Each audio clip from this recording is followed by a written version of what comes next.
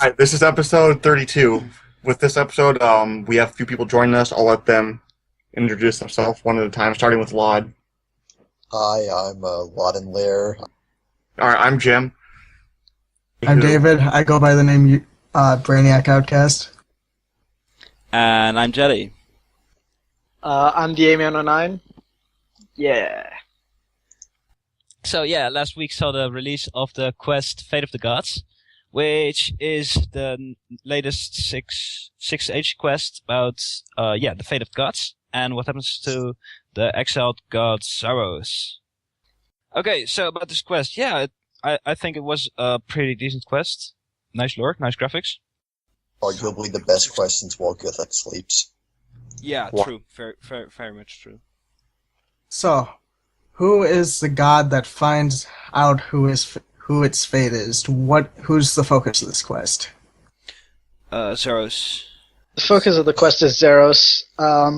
He's been talked about in a lot of the previous quests and the storyline of the Majorat and the Dragonkin, and not quite the Dragonkin, but he's been a big focus in the 6th stage recently, so yeah. Yeah, this quest, it's been a long time people want this quest to get finished up, this series or whatever, or something more to it. This series will be going on for quite a while, it seems like. All right. Well, but it is already a damned long standing series. I'm fairly sure the first installment of the series was over 10 years ago, actually. I want to say Desert Treasure, probably? No, Dig Side. Cook's assistant. Dig Definitely Side. the Cook's assistant. The Dig Side was the first quest in the series. Basically, starting to uncover the mysteries of Sinitistan, although it mostly led up to Temple of Sinitistan. And indeed, the other way around, you could probably argue Desert Treasure. Although it's interesting that Anacra's Lament is not in this list. I thought that was a different god. Anacra's Lament is also about, I think you free Actanatos or Arctanakos or something like that. He also collaborates with people in Ritual of the Majorat and World Wakes. Zeros comes back. So yeah, basically, that is the quest. So this entire quest is dedicated just about Zaros coming back. Yes. Yeah, it is. Basically. It's arguably the biggest thing that has ever happened to the lore of the game. Yeah, this has been hinted at and poked around for, or even beyond hinted at, for years and years. It's a huge breaking point as far as advancing the lore. Rather, a lot of tension built up has finally come to a head. Yeah, it was heavily suggested in a Temple of Sinitistan that there was that his return was imminent, and yeah, that's finally happened. Of course, facilitated by the death of Gwithix in the World Wakes. Is that pretty much all that we have about that quest?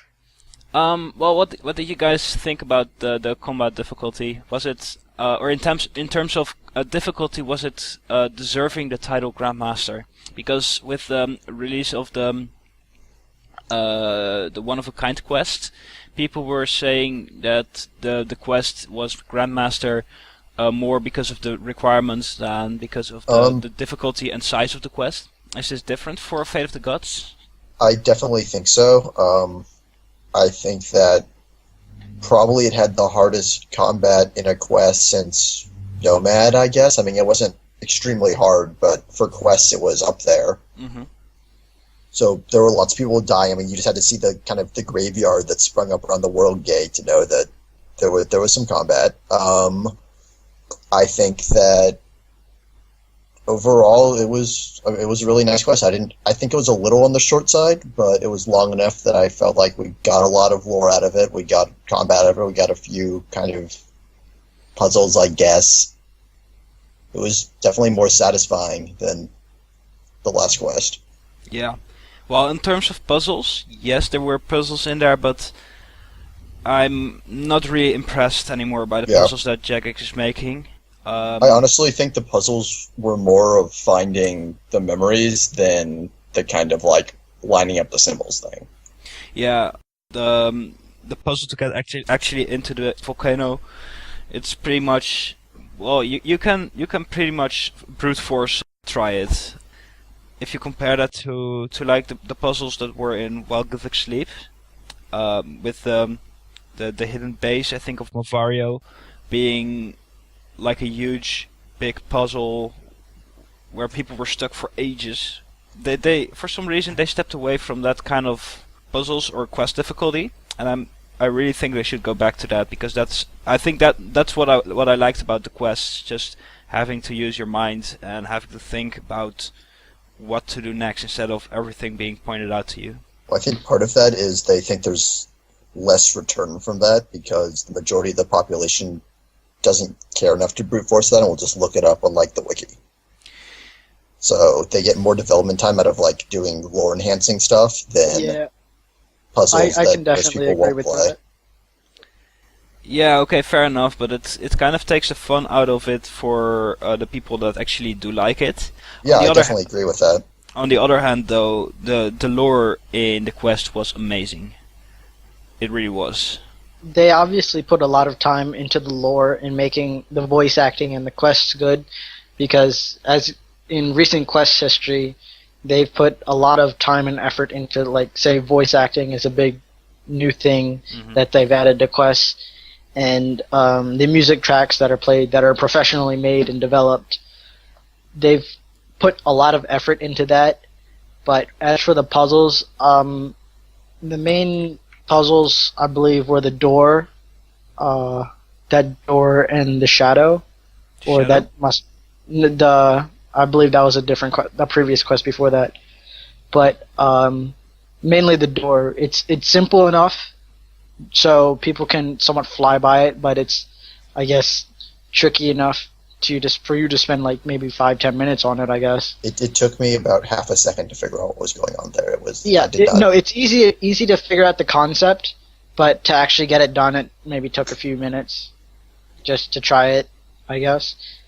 Like, it was a really easy puzzle for most, but I liked it. I don't know, I keep repeating myself, but I'm not more of a puzzle guy. I really like the combat aspect of it. It's hard enough for completionists to have it as a requirement, but it's easy enough to get it done as a lower level person. Yeah, that's very true. Especially with Hill Fight, I really liked how they put in like the extra challenge for people with a completion escape. I'm very glad they did that, because as a completionist, you should have you should have experience with everything throughout the game, including skilling, PVM, and all the other little lore and quests and tasks, everything. And I really like that they added another PVM requirement, which I'm a big PVMer myself, so I really like that. Yeah, there's not too many PVM requirements in the game right now. Exactly, which I'm very happy they did that, and I hope they do more. So how about Jagex giving away like the hidden rewards? Like after the quest, you could do you got a couple of rewards, but there you could get various rewards for going to other places and doing stuff with the knowledge and the items you gained after the quest. So what do you guys think about that? Basically, Yeah, I was gonna ask, what, for somebody that's like, lore is there, but it's not the most like important thing, like what are some rewards that would make people do this quest? Experience is a great reward. Then what about things that Chad was also talking about, the hidden ones? the hidden ones were mostly XP and bonus XP, I think. No, you gained the ability to see ghosts in Shadow Realm and stuff without needing I totally forgot about visibility. that one. Yeah, I completely forgot about that one. So yeah, there's that. You can talk to Sliske after the quest, and gain the ability to not having to use the Ring of Visibility anymore. And directly from the quest, you gain a Shard of Zaros, which makes all monsters in the Gold Wars dungeon unaggressive to you, along with the Musfa back on Franske. But it's interesting seeing as this is the first item that actually makes the Zarosian monsters in the Gold Wars dungeon unaggressive. That's pretty cool. All those Nexters with their ceremonial on that item have to get that. It makes it a bit safer because those warriors at the gate can hit really hard. Yes. We've been hit 3Ks every now and then, so yeah. Jeez. Yeah, they really hit hard. So yeah, I think that's basically all there's to say about Fate of the Gods. It was a damn good quest. Yeah. Yeah, that's, from what I've heard, people are very satisfied with it. Yep, there's You guys are all satisfied. There's a whole lot of new background being revealed about both Zaros and Seren, about the Elder Gods lore, about what happened in the first ages of Gilinor, basically telling the story of Zaros' conquest and what happened with the Majorat. There's a couple of really interesting reveals there, and I'm really looking forward to the Elven quest because I hope that will give some interesting lore about Seren's view of the whole situation.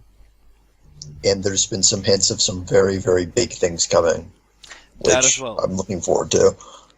Yeah, so definitely do the quest. Definitely read all the conversations and all the lore, because it's really going down in RuneScape very soon. Recently, Jagex released a wealth checker item that you had to pay for, and it's a limited time thing. And they released Silverhawk boots, which bring you massive amounts of agility XP, and it's been quite problematic.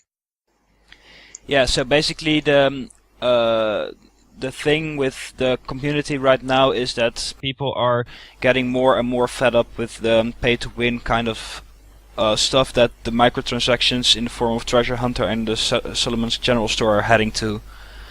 And recently, Mark Gerhardt released a news post explaining his point of view of the situation, and yeah, I'm not sure how many of you guys actually bought it, accepted what he said. Yeah, it was a bunch of crap, but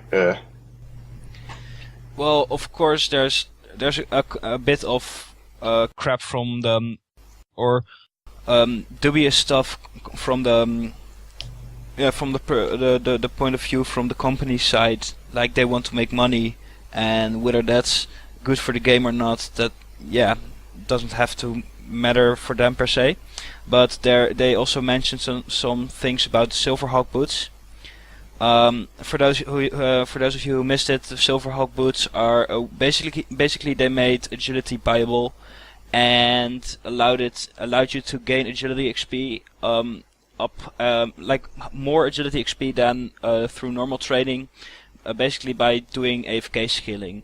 And they nerfed them, but they're still pretty overpowered compared to the amount of effort that's needed to get the XP per hour. So that really ignited the whole anti microtransactions thing again. So yeah, I'll hop on that bandwagon for being a guest. I never got the full pair of boots, so I kind of miss out on that. Oh yeah, I never got the boots either. I know for a fact that Thea did, and Thea abused the shit out of them. Yeah, I was one of the people who The lucky were ones? lucky. Yeah, I was one of the lucky ones, I guess. I managed to get the boots and some of the pieces for more feathers. And even though I got them, and even though I did use them to gain a lot of experience, they were very overpowered as they were released. And even though I'm happy I got the XP, I'm not happy that they released it, because it makes, for the people who truly trained agility, it makes their achievement so much less, because now people can say they didn't train it legit, or... Well, I mean, there was effigy skate before that, and half the max people that we have now Nah, not abuse anymore. the crap out of effigies. Not I anymore. mean- There's so many. There's way more max people than you would expect, and a lot of them is coming from after the effigy nerf nowadays. Yeah. I mean, the boots... After the boots, a lot of people just powered out agility. There was some... I think records a day were well over 4 million a day. Personally, I've gotten over 2.2 million agility XP in a day, and that's without even like grinding it all day. That shows you how overpowered it really is, and it's disappointing to see Jagex releasing that without fully testing it, because as they said in the news post, it wasn't released as it was intended to. It wasn't supposed to be as overpowered. That's that. I don't. Well, they did promise that they would double check in the future for these kind of releases. However, that directly also implies that they are going to release more of this type of content, which is not something I'm really happy about. But oh well. And yeah, I think we'll have to see whether it actually works out, or that whether they will make good on their word or not. Anyways, moving on. I think we have one more topic to lightly touch on, which is the update to the old school RuneScape Wilderness refresh. They recently released some tweaks and fixes to the Wilderness refresh. Update, yeah. Partially removing some of the safe spots for, I think, the bear. Yeah, for Callisto the bear, and then they made it so that you can't use really magic anymore on the bear. It doesn't really hit it. You splash a bunch. What else? They made it so when you're chopping ants that you can get bird's nests from them. They added in black chinchampas, they're really, really amazing. It's like you get, I think, 650k XP, range XP an hour if you're doing, like Skeletal the most zombies, I guess? efficient thing. Holy shit, that's pretty good actually. They're going for around, well, I think it's around 1,000 each. The black chins are. They're according to the price guide, they were 1.1k, but looking at the recent offers, it's more like 800, 900k. And the issue with them is when the gatherers, the hunters, whatever you're going to call them, are getting them. If they see a PK and they start getting attacked, we'll just right-click release them, and then they're gone. Oh shit. That's what they do if they're getting attacked. So I don't know, it's weird. That point is, that's really understandable though. Yeah. But there was people crying that, like, that's all they do, is there's no point in PKing those people. Fair enough. If it were Jagex, I'd probably just turn it into a drop option. As weird as it may be, it's probably the best fix. But yeah, I can't blame the people that are actually releasing them. Yeah, like, people are attacking them, we're just trying to train their skill, but I mean, it is the wild, so you gotta know, you go out there, you're probably gonna die. Oh yeah, but that doesn't mean that you have to go along with it and die without a last laugh or something. Yeah, I guess. It's the wild, there are no rules, ha ha ha. Pretty much. But other than that, let's see, what else do they have? I don't... The super anti-fire potions from the lava dragons. Oh yes, they buffed lava dragons drop tables. They added those lava dragon scales that you can grind up and add to add to anti-fire potions, and that buffs the time that they last. So it's not like a super anti-fire where you don't need a shield anymore. Nope, you still need a shield. That's too bad. Let's see, and then there's the Ring of Wealth teleports, and that's a big one. Which is pretty useful, I guess. Yeah, it made the Ring of Wealth, which actually does nothing on old school, unless you like uncut drops. If you like uncut drops, use the Ring of Wealth. But other than that, it was absolutely worthless. And they actually added 4 teleports to Keldegrim, Varrock, and there was 2 other spots that I'm not sure of. But Miscellanea and Falador. Yeah, and it made the ring actually have somewhat of a use.